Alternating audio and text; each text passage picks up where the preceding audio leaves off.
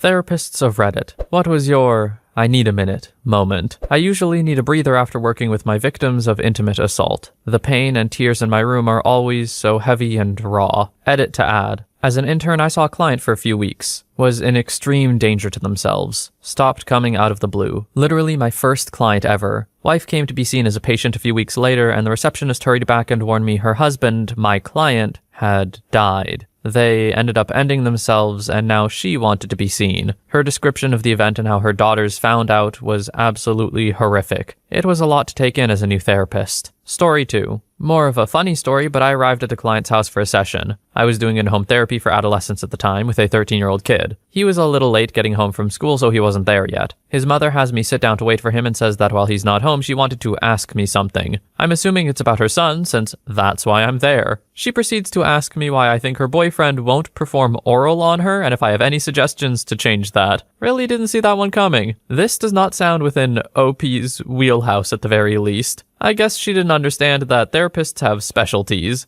Definitely an out-of-the-blue thing. My suggestion would just be, I don't know, ask your boyfriend about it. Talk to them about it. Communication is good. Story 3. Not a therapist, but volunteered on a hotline for people who were a danger to themselves for a number of years. Took a call from a young woman who was hysterical on the phone. Was difficult to make out what she was saying amongst her sobs, but I could make out she was outside. I asked her where she was, and she replied that she was on the top floor of a multi-story car park and was contemplating jumping off. I talked with her and tried to calm her down, meanwhile I was shaking like a leaf, but to no avail. She jumped and the line went dead. It was in the local paper not long after, and it stayed with me for years. Story 4. I worked in child/adolescent crisis before my current job. I could tell a lot of stories, but the one that really sticks with me is this. If you're not familiar with crisis units in the hospital, they have CCTV so security guards can watch multiple patients simultaneously to monitor behavior for safety. I'm working a crisis case of a 12-year-old male after a few years at the same hospital. The child had been aggressive towards staff, broke a crisis worker's nose, so he'd been put in 4-point restraints. Don't even get me started on that human rights violation. One of the guards comes to me and says,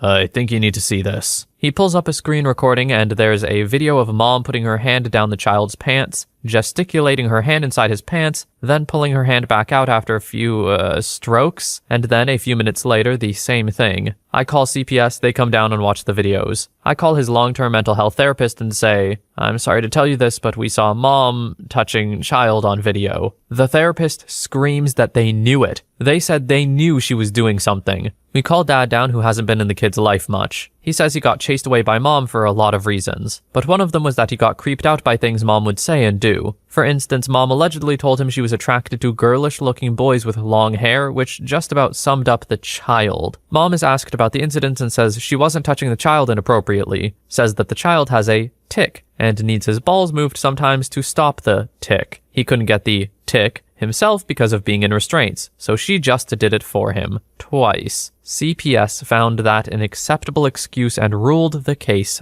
unfounded. I don't know what was worse, watching the videos or hearing that CPS watched the same videos as me and said, yeah, that's okay. I think I need a minute after this one, because this isn't just tragic or anything, this is downright infuriating. This kid is probably all messed up because of stuff like this, and CPS won't intervene because the mother's explanation was apparently sufficient. Yeah, this one sucks. Story 5. About a year ago, my partner started having these weird paranoias and mood swings. She thought the neighbors hated her or that our house was being tapped. If we were driving, she had to roll up all the windows and put the music on full blast so people couldn't hear us talking on the highway at highway speeds. She would cycle rapidly between hypermania and a deafening depression, almost always fixated on her mom, men being trash, or my immediate family. If it wasn't that, then anything that came to mind. She would just latch onto something and rant and rage for hours. We had to go to couples therapy because eventually she confessed some truths to me that were just too terrible for me to accept. We also got our own personal therapists, and she sought a psychiatrist, who diagnosed her with schizoaffective bipolar 1. My partner has consented and encouraged me to talk about her story, by the way. But things were pretty bad for months. She would just scream and criticize and judge and so on. It was too much for me to handle on my own. So we drove cross-country to seek out support from her immediate family and friends. We moved to Florida from Miami, and she had really no support or community down here. They were all still in the Midwest, where we went to university, started our careers, met each other, etc. Well, we made it to her mom's house, and then she just rage ranted to her about everything. Nothing was off limits. It went on for at least an hour. To add to the emotional density, her sister was there with us all. Her sister checked out after about 30 minutes and disappeared to the next room over. I barely even noticed she left, but when she came back after about 10 minutes, she had a full-on emotional breakdown about how she doesn't know what to do and that things were bad for her. A double whammy. At this point, I was just so worn down and demoralized from it all that I couldn't even respond or try to diffuse or anything. I just sat and stared blankly at the fake flowers on the table. She would occasionally fizzle out, but that refractory period was short. Those few moments were almost euphoric. I sob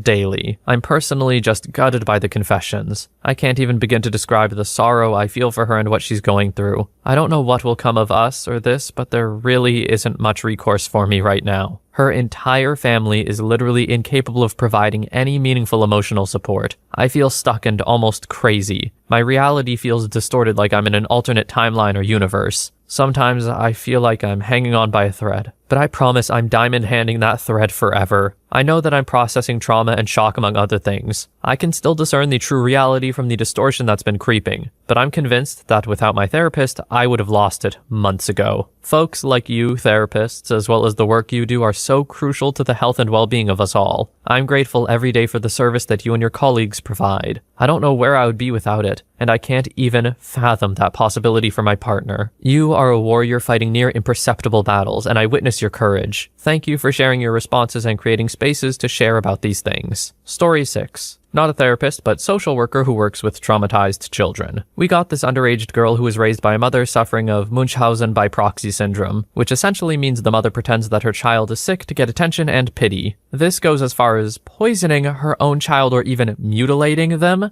to have a reason to seek doctors. The mother in question was incredibly abusive even when her daughter got taken away from her. For some reason, officials never took child custody from her, which made it easy to have influence on her daughter's life. She specifically used it to tell her daughter that she loved her, and she will always be there for her. But every time stuff actually hit the fan and she needed to be there, she wasn't. One day her daughter got pregnant, but the child died within a few days. So an abortion needed to be done ASAP to prevent pregnancy poisoning. All she needed to do was grant permission by email, but although I called her several times and she assured me she would send it, it just never came. Her daughter was forced to have her dead, unborn child in her womb for 3 days, for the sole reason that her mother just didn't do anything. We finally reached out to CPS and got permission through them, but her daughter was deeply traumatized by this and just never recovered from it. Seeing her like this was my first I need a minute moment. Story 7. Not a therapist, but I used to be a school social worker. We had 2 students who were murdered by their dad. The next day, a student told me that she knew they were being abused but didn't tell a single person. So she broke down in my office and blamed herself for them getting murdered, all because she didn't tell anyone they told her they were getting abused. The next day, the student tried to end themselves. The next week, the schools shut down because of COVID. I attempted to follow up with her remote and checked in, but a month into the schools being closed, I lost contact. I still think of her every day and hope she's doing all right. I would say my therapist moment was when a 10-year-old child described to me in vivid detail about how his mom's boyfriend locked him in a dog kennel and brutally stabbed his mom to death right in front of him, then took her body to the woods and threatened to end him if he told someone. I still see this client, and I work on helping him work through the grief and emotion processing, as well as building coping skills. He's still super young, but I worry that he's going to get some unhealthy coping skills to cope with this trauma. OP, these stories don't read like, I need a minute. It reads like, I need a few months. This is a lot of stuff, and from kids, it's even worse, and I have nothing but respect for therapists and social workers of all kinds. The good ones, at least. I've heard of some pretty bad social workers. Not many, but the ones that I have heard of were pretty bad. That aside, though, the work these people do is incredible. And also super necessary, despite it being kind of invisible sometimes. Story 8. First internship on my path to counselor, and I was working in a funeral home under the grief counselor there. Grief and trauma is my focus. We were taught to be strong and supportive to those grieving, of course. And if we needed to cry, go in the back or to the bathroom. I escorted an elderly lady to view her husband before the service. I helped sit her in the chair in front of the casket and was standing behind her when she stood up and laid on the casket, bawling her eyes out, declaring how much she loved him, missed him, and begging him not to leave her and to come back. That totally destroyed me. I immediately started crying behind her. She stood up and I sucked it up to help her walk back into the hall to start greeting guests. I thought I had done a good job collecting myself, but my mentor took one look at me and said, softly, go to the back room. Which I did. I completely lost it for a few minutes, cleaned up, and went back to help with the service. I definitely needed that minute. When you are working with people directly at the peak of their grief, or at least fairly close to it, yeah, that's gonna hit you pretty hard, OP.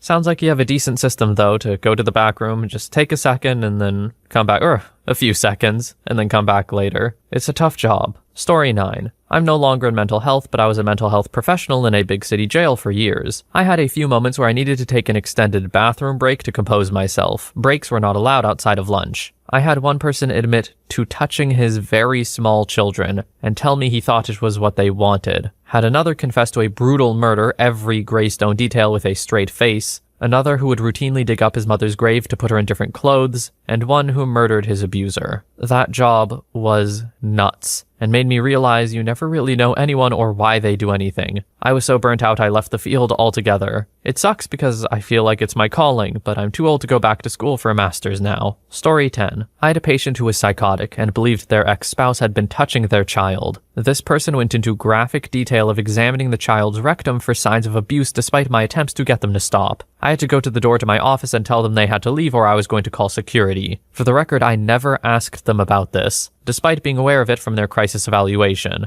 I'm an activity therapist and my assessment with patients is all about their lifestyle and activity. I was asking them about chores, housework, etc., and this was apparently something they did multiple times a day as part of a basic routine, which is why it came up. DCF removed the child from their care. The patient eventually cleared from their psychosis, which was substance-induced by mixing Adderall and alcohol, and recanted on their belief their spouse was touching their child, but denied the examinations ever happened. Story 11. My wife's friends are a couple of therapists. He works at the prison ward, she works in emergency, handling cases such as somebody trying to unalive their family during an episode, and she helps to negotiate with the person and diffuse the situation. I once made the mistake to ask how their day at work was, and it was like all the things in this thread but in 1 week. Suddenly, my job doesn't sound so bad anymore. Story 12. I worked with a veteran and he was talking about his experience. He told me about how one time they got orders to attack a bus because there might be a high-value target on it. So he said they absolutely blew the crap out of the bus with bullet holes. He said the bus looked like scrap metal by the time they were done, and everyone in the bus was very obviously mutilated and dead. Women, children, and men. Turns out, there was no high-value target. They just murdered these people. He said that there was one man that was hanging out of the bus with his pants ripped off and he had a huge dong. His response after looking over the bus with his squad was, "What a waste of a huge dong," and that he and his squad mates, or whatever the term is, all laughed about it and moved along. He said that when he hangs out with them now, years later, they look back on that story as one of the funniest times in their career. The thing that got me was that he truly did think it was a funny experience. He did not care about the people they murdered.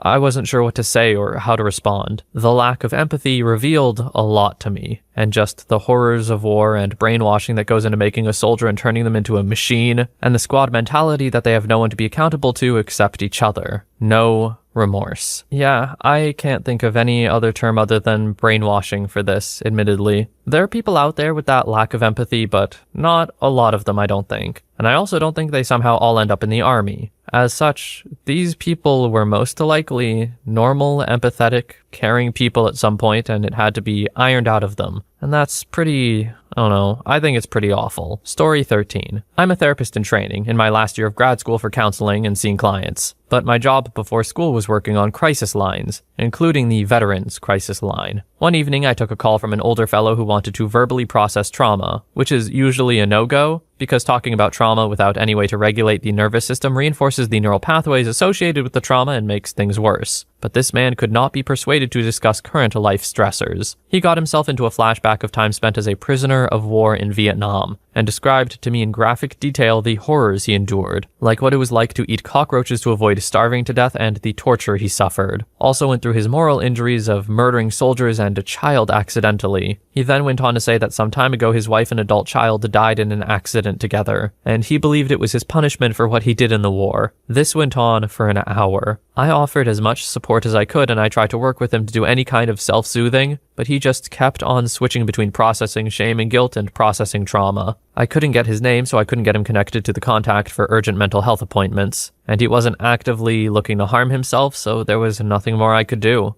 The despair and resignation in his voice was haunting. Definitely hung up after that call and went straight to the bathroom and sobbed. I needed many minutes. Easily the worst, most brutal call I ever took. Story 14. Therapist here. I specialize in working with first responders and medical professionals, nurses, physicians, etc. The child death cases are always hard for me. I'm an expert at keeping a good poker face during those sessions, but damn, if there aren't days I've gone home and just held my kids and cried with gratitude that it wasn't them. First responders experience so much trauma. Story 15. Not a therapist. I worked at a VIP lounge near a conference center that hosted a few events every year for cops, child services, detectives, etc. One conference was specifically for how to handle crimes where children are the victims or targets. The cops would come in and have no tact. I was just a teen at that time with my own trauma, making $8 an hour, no tips. And these grown men would drink and demand I listen to the worst of their cases like it was entertainment or typical office gossip. One told a horrible, graphic story of 2 children who were abducted and abused. The oldest kid went to see a therapist afterwards. The therapist didn't show up for her next client's appointment. They found her in the parking lot. It was probably just the last straw in a stack of many, but the way the cop told the story, she heard the girl talk about what happened to her and her sister, left the office, and ended herself in her car. And honestly, I get it. It's been almost 12 years and I still have nightmares about those girls. People who work in fields like this, usually not therapists because they're a little more emotionally intelligent, but like cops and soldiers, I suppose. Yeah, they tend to have no concept of, the civilian mindset. The one that doesn't experience these horrible things regularly, and quite frankly doesn't wish to experience them at all, whether in front of them or in a story. OP, I'm really sorry you had to hear that. Those cops, in my opinion, are a lot worse than tactless. They're just unempathetic, inconsiderate. It's just bad. And working there means you were essentially forced to listen to them, which is just great. Because if you don't, you could lose your job for not being, good service. This situation just sucks. So yeah, I'm sorry, OP. Luckily, everyone who clicked on this video and made it this far probably signed up for this. That being said, I still want everyone to, take some moments and check in with themselves, make sure it's all good. It's a really heavy thread after all. And as always, after threads like these, I encourage you to take some time for yourself. Do what you need to do, as I like to say. Story 18. I'm not a therapist, but a teacher. Used to teach in middle school, but now I transferred to high school. I want to share this because I think my story is relevant. I was fresh out of college, barely even an adult myself, but I was assigned as a homeroom teacher to this class of mostly 13 to 14-year-old kids. I had a student who would always excuse themselves to go to the bathroom and self-harm. So we fellow teachers set up this monitoring scheme where if we're on break, we just supervise the hallway and check if there's anyone in the bathroom who stayed there for a suspiciously long time. The school did have a guidance counselor, but it's the homeroom teacher's job to be the frontliner, so to speak. So I would be the one counseling the kid and trying to get them to calm down, process their emotions, etc. I did not have any ounce of training for it. I just had to pull inward for the mental strength and compassion to be able to help the kid. Every time after an incident, I would break down because I felt like everything was unfair. To me, because I didn't ask to be a therapist then, and to the kid because they had to be counseled by a newbie teacher who just wanted to teach some physics. I think I wasn't the same ever since. I became very jaded of my profession. I'm still a teacher and I still love working with kids and teens, but I had to learn to harden my heart and realize I can't help everyone because it's not my position to do so. I hated that thought, and I still hate my powerlessness. The kid in my story eventually contacted me a few years later. They told me if I hadn't been there to listen, they might have just ended their life there and then. It made me feel like I did something right, but I wouldn't wish to go through that ever again. Mental health professionals have very specific training for very good reason. This is absurdly above OP's pay grade here, both in the literal sense and the more metaphorical sense of it's just not what they signed up for. That level of emotional burden is tough for anyone to hold, especially without being ready for it and being trained for it. Not to mention the fact that if you don't have training for it, you could say the wrong things or, it's just could be not good in general. So I'm sorry, OP, that you had to go through that, because it's just not what you signed up for. Story 19. When I was in the 10th grade, a friend of mine took her own life. I came to school the next day thinking I was okay, and I must have been, because none of my teachers said anything to me, except when I got to French. I was just sitting there, and my French teacher asked me to step outside with him. When I did, he said he could tell something was weighing on me, and said if I ever needed to talk, I could talk to him or he would help me find someone.